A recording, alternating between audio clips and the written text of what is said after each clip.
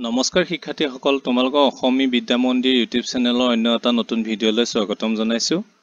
আজি আমি অসমীয়া বিষয়ৰ পৰীক্ষাত আহি থকা ৰচনাসমূহৰ বিষয়ে আলোচনা কৰিম। সেই ৰচনাৰ প্ৰথম ৰচনাখন হৈছে অসমৰ প্ৰাকৃতিক সম্পদ।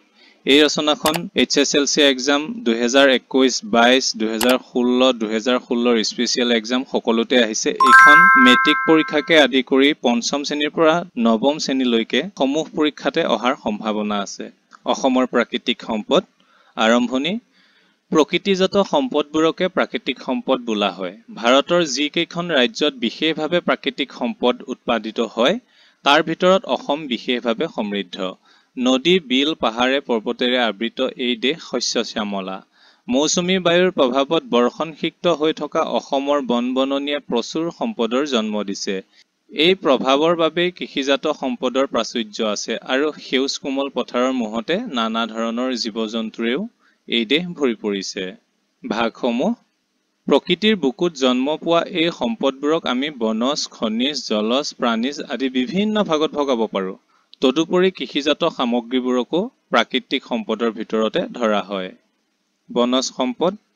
ভাৰতবৰ্ষৰ গোটেই পূৰ্বাঞ্চলে বনজ সম্পদেৰে ভৰা। সেই হিচাপে অসমৰ হাবিত শাল, চেগুন, গন্ধখৰৈ, গমাৰি, শলখ, খোকন আদি মূল্যৱান কাঠ, জুইশলা কাৰখানাৰ বাবে প্ৰয়োজনীয় শিমলু কাঠ, বাঁহ, বেত আদি অন্যান্য মূল্যৱান আৰু প্ৰয়োজনীয় সামগ্ৰী অপৰ্যাপ্ত পৰিমাণে আছে।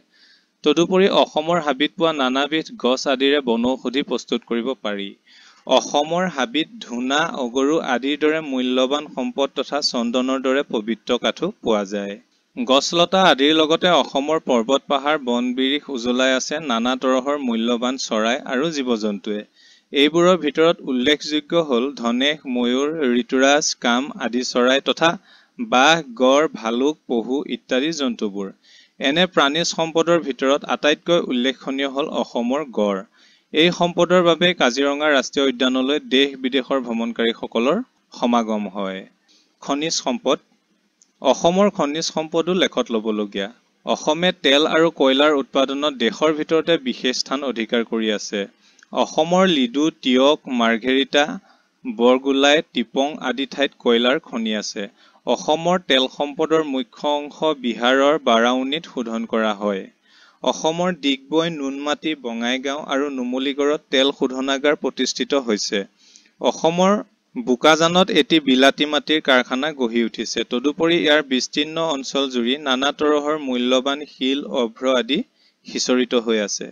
পণ্ডিতসকলে অসমৰ ভূগৰ্ভত এতিয়াও বহু সম্পদ অনাৱিষ্কৃতভাৱে আছে বুলি ধাৰণা কৰিছে। অসমত ধান, মাহ, সৰিয়হ, মৰাপাট আদি কৃষিজাত সামগ্ৰী উৎপাদিত হয়। অসমৰ হাবিত ব্ৰিটিছে বিচাৰি পোৱা ফানাপ, ফিনাপ, তেতিয়াৰ দিনত ফানাপ বা ফিনাপ বুলি কোৱা হৈছিল, বা চাহ গছ আজি অসমৰ এক বৃহৎ শিল্প। অসমৰ চাহ শিল্প পৃথিৱী বিখ্যাত। সামৰণি। সৃষ্টিকৰ্তাৰ বৰজিয়ৰী স্বৰূপ ভাৰতৰ পূৰ্ব দিশৰ এই দেশখন অজস্ৰ প্ৰাকৃতিক সম্পদেৰে পৰিপূৰ্ণ। কিন্তু ভাৰতবৰ্ষৰ দুৰ্ভাগ্যজনক কাৰিকৰী ব্যৱস্থাই এতিয়াও সম্পদসমূহক বিচাৰি উলিয়াব পৰা নাই।